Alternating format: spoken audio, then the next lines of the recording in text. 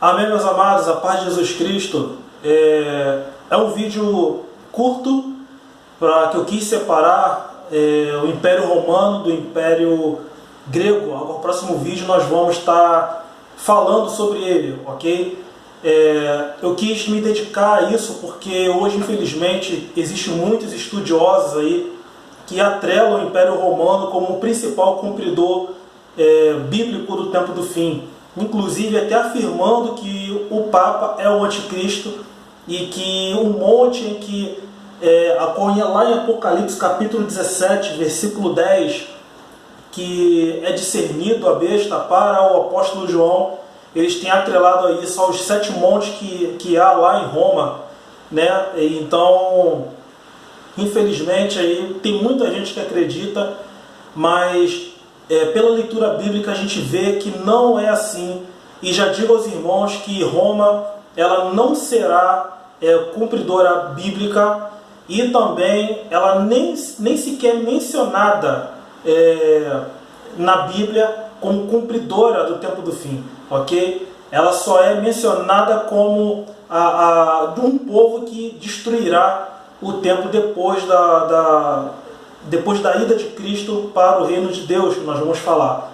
Meus amados, peçam que vocês abram suas Bíblias, orem a Deus, peçam confirmação no coração, sabedoria no Espírito, e que não fique só nas minhas palavras, ok?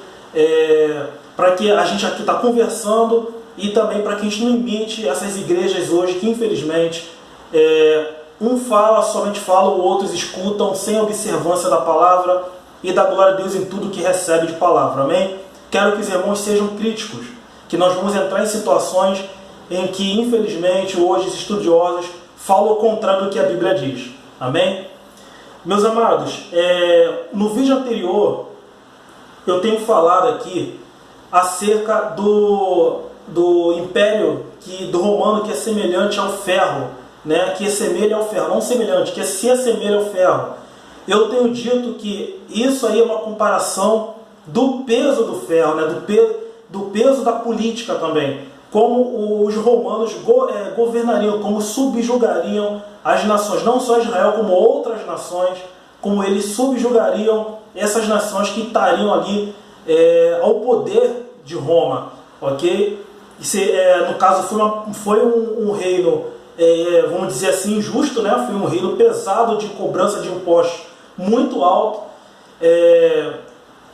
No vídeo anterior eu falei que eles tomaram o controle do templo de Israel. Os judeus mal podiam, né, entrar no templo lá, fazer os seus rituais da lei de Moisés. Então isso aí era uma dos poderes de Roma em opressão, ok? Então eles colocam isso. Os irmãos abram suas Bíblias em Daniel 2, tá? Do mesmo estudo que a gente estudou ontem, tá? Daniel 2, versículo 40, a qual é o fadis do Império Romano. E então, logo em seguida, no 41, nós vemos os pés da estátua do sonho de Nabucodonosor, metade barro de oleiro, metade ferro. E eles, infelizmente, têm colocado isso como se o ferro fosse o Império Romano, né? Mas a palavra de Deus, no versículo 40, ela explica, ela se auto-explica, né? Ela diz assim, ó: o quarto reino será forte como o ferro. Forte como o ferro. Se você colocar um ferro na água, ele vai afundar. Ele vai furar a água, né? Então assim era semelhante ao reino de Roma. O reino de Roma veio para simplesmente colocar ali a sua política em cima da política dos outros e não está nem aí, né? Que se dane lá os sacerdotes, que se dane a religião que eles têm, a crença a quem eles têm, não importa. O negócio é deles, entendeu? É a mesma coisa, vou assemelhar aqui, por exemplo, esse tempo de coronavírus. Você está no quintal com a sua família, sua esposa e seus filhos, fazendo ali um almoço ao ar livre. Então o vizinho vai lá, denuncia, chega a polícia e fala, ó, não pode. Entendeu? Você vê o que? Invasão de privacidade, opressão do Estado. É mais ou menos isso. Entendeu? Então, Roma chegou ali já tampando, ali já sufocando, não só o reinado de Israel, mas outros reinados também. Então, logo no começo do versículo, o anjo fala quer dizer, o anjo não, o Daniel discerne o sonho como o ferro sendo semelhante à política de Roma, como seria, pesado, entendeu? E nos pés, metade barro de oleiro e metade ferro, isso é dois governos que estariam juntos no mundo, mas não se misturam, entendeu? Ou seja, o barro não fica em cima do ferro, e o ferro, obviamente, não vai ficar em cima do barro. E eles não se misturam, eles não se combinam. Então, na verdade, existiria metade de governos com política opressora e com governos com política com falhas, né? Como no vídeo anterior eu falei, o capitalismo é uma política de falha. Por quê? Primeiramente, qualquer crise ele abala o comércio, ele abala a economia do país. Politicamente, todo o povo pode clamar pela saída, né? Pela renúncia ou impeachment do representante, né? O representante ali, o presidente, ele não tem pleno poder como se fosse um monárquico, como se fosse o rei, entendeu?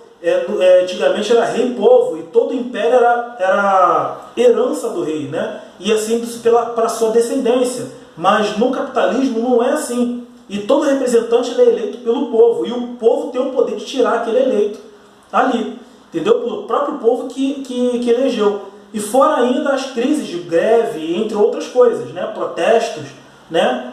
Que gera aí uma defasação, né? Vamos dizer assim, política, né? Então, já no ferro, a gente vê hoje a política de comunismo e socialismo como opressora. No vídeo anterior eu coloquei exemplo como Coreia do Norte, não vou repetir nesse vídeo aqui. Mas você pode ir, por exemplo, aqui do lado, na Venezuela, né?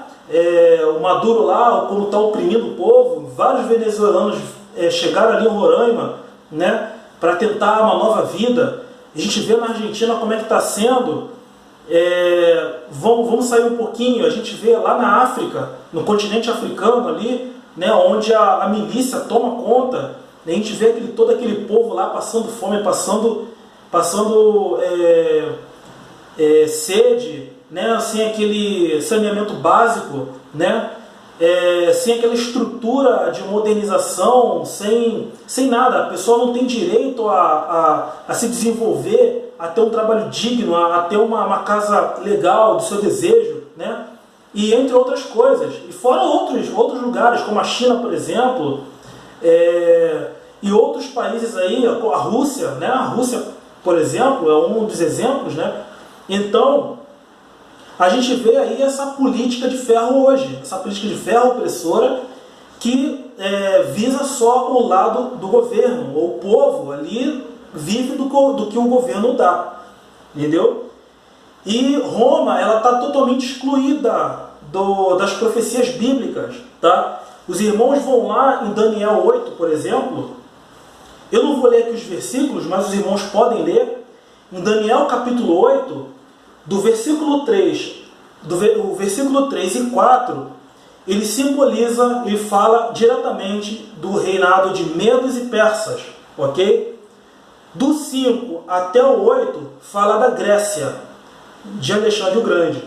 Sendo que, na metade do versículo 8, a gente vê aqui que o bode se engrandeceu sobremaneira, e na sua força quebrou-se-lhe o grande chifre, e em seu lugar saíram 4 chifres. Ou seja, Grécia se dividiu em 4 reinados, que no próximo vídeo nós vamos estudar especificamente da Grécia, ok? E no final diz, são 4 grandes chifres notáveis para os 4 ventos do céu.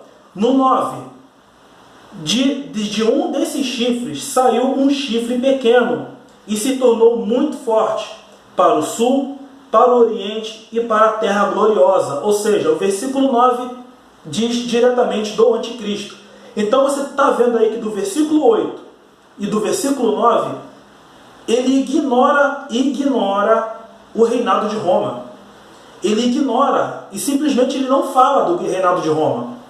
Por mais que o Império Romano ele tenha subjugado Israel, ele simplesmente ignora. Entendeu? Então não existe o Império Romano, a não ser no dito no sonho de Nabucodonosor, ao qual nós falamos agora. E também, no capítulo 9 de Daniel, a única coisa também que é mencionado de Roma é no versículo 26, capítulo 9, versículo 26, que diz o seguinte: depois das 62 semanas, será morto, ungido, e já não estará. Ou seja, depois de 62 semanas cumpridas, Jesus seria preso e morto, ok? Morto na cruz. Então, e o povo de um príncipe que há de vir, ou seja, um povo de um príncipe que há de vir, ou seja, um povo do anticristo, que há de vir, o anticristo, ao qual esse povo aqui, que tinha o poder de ferro, ou seja, não estou falando do Império Romano, mas o povo que tem a mente de ser controlado, de controle, de política opressora, assim também como será no fim dos tempos no reinado do anticristo. Por isso a grande tribulação. Destruirá a cidade e o santuário, ou seja, no ano 70 depois de Cristo, General Tito desceu e destruiu Jerusalém e o templo. Igual hoje lá a gente vê lá o templo destruído de Israel.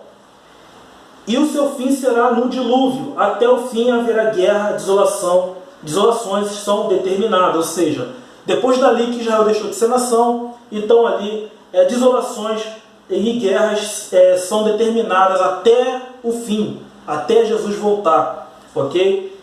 Então, para a gente poder entender, voltando um pouquinho, e o povo de um príncipe que há de vir, ou seja, e aqui ele não está falando de Roma, tá ok? Ele não está falando de Roma, mas ele está falando de um povo a qual ele controlará no mesmo peso de ferro que foi Roma, ok? Ou seja, na mesma política, é a mesma coisa também no comunismo, no socialismo, ok? Ao qual o anticristo vai vir com poder de ferro, com poder como o ferro é, pesado, ok? De novo dizendo, por isso a grande tribulação, tá ok?